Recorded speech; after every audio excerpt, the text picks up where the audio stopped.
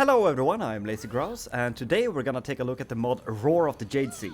And it's a mod for Cathay which adds one of the missing dragon siblings, Yin-Yin the Sea Dragon. And I think this is my favorite Cathay campaign, because there is so much fun stuff added to this campaign without really changing the faction mechanics. Because the caravans, the compass, the text and the harmony are all the same as normal, so it undeniably feels like Cathay, but there's a lot of stuff added that makes it feel really unique. So the first and most obvious thing added is Yin-Yin herself, and she functions pretty much as the other Cathay dragons. She's a powerful spellcaster that can transform into a dragon, just like her siblings, and she's got a mix of spells from the lore of Yin and the lore of Deep, which makes perfect sense considering her name, and her unique skill line got some focus on ocean themes things, like less sea attrition, trade and port income bonuses, leadership at sea, and bonuses to her own unique units that all got a pirate theme, which we'll get to them real soon, but she also got some general bonuses to her units and to herself. But she also got a summon, which is my absolute favorite Yin-Yin unit, and it's the Golden Heron, which is summoned from the Queen of the Jade-sea ability that unlocks at level 22 and gets even more upgrades at 36. And it's an amazing unit. It's a flying airship covered in cannons and rocket launchers, so it's just a flying fortress of death. And since it's just covered in cannons, it can shoot in all directions, and it's got a Divine Flame Cannon Shot as a bounce spell and a self-heal if it gets damaged. But if it takes too much damage, it will start to take damage over time, but that's fine honestly, because you can benefit from it dying.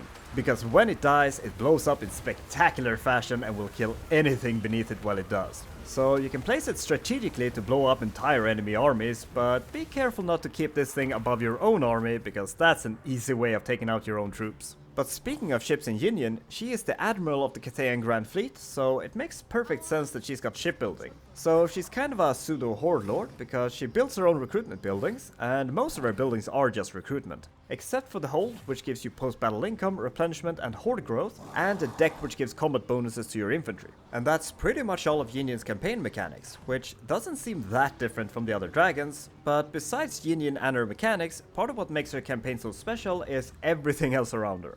Because she starts in Lustria surrounded by Lizardmen that wants to kill her, and Yin-Yin is not the only one who gets a bunch of fun stuff in this mod. Because you're invading Lustria, and the Lizardmen are bringing out everything from the jungle to stop you. So the Lizardmen get a bunch of new huge and terrifying dinos that will try to stop you, and you will mostly have to rely on what you start with to fight them, because your recruitment is very limited at the start, and there are dino armies everywhere. But if you fight through it, you will be rewarded, because some capitals here in Lustria has unique landmarks that will do wonders for your economy, because they all generate a lot of money and a bunch of valuable trade resources. But that is just your Lustrian situation, because as the Sea Dragon, you still have some coastal land in Cathay, and on turn 1, it is threatened by the Jade-sea Pirates and a fucking kaiju. But you left Yin Tuan in charge of your Cathayan holdings, and he's got a pretty decent army to fight them off with the help of the Celestial Loyalist, which is a huge first battle and a really fun one to start off your campaign with. But your economy is in the red from the very start thanks to funding 2 armies, but the Cathayan coast can be very lucrative and you start with a complete province, so if you survive the first turns, the Lustrian landmarks and the Cathayan coast will help you turn the economy around. But don't let your guard down once you pushed away the pirates, because there will occasionally spawn more kaiju, so don't leave your coast completely undefended.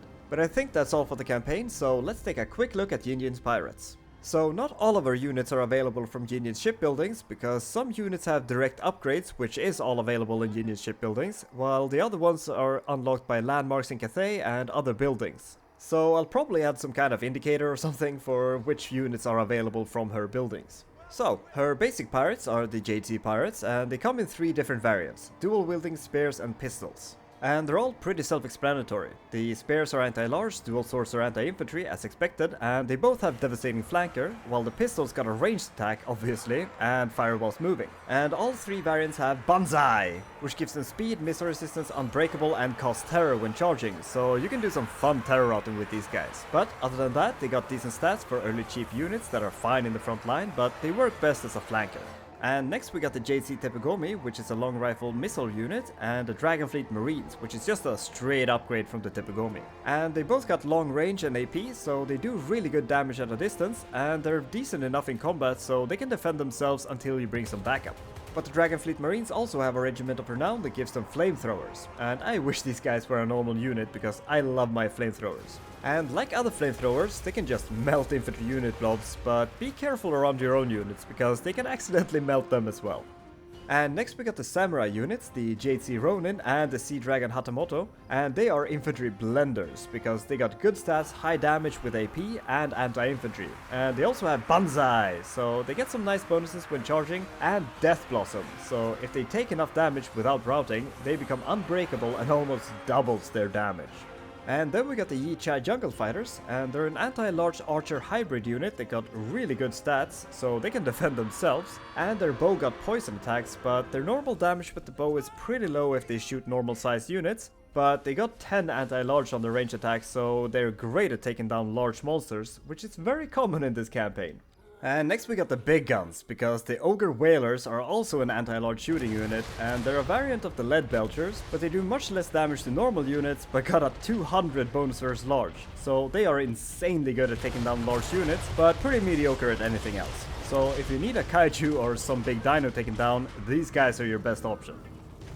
And next we got the Ansatusha, which is a ninja unit, and they're very stealthy and fast, so they're great at taking down backline units. And they also have some kind of flashbang grenade that deals decent explosive damage, so they can kite around infantry units with their high speed and grenades, or just throw them into blobs to deal great AoE damage. They also got really high attack and AP damage, so they can deal damage very fast, but they're also kinda squishy with low defense and medium armor, but if things start looking bad for them, they got Star Flash, which slows down enemies and lowers their attack when they try to disengage. And finally there's the looted cannons, which is pretty much just the grand cannons, but without the satisfying sounds or visuals of the grand cannon and no fire damage.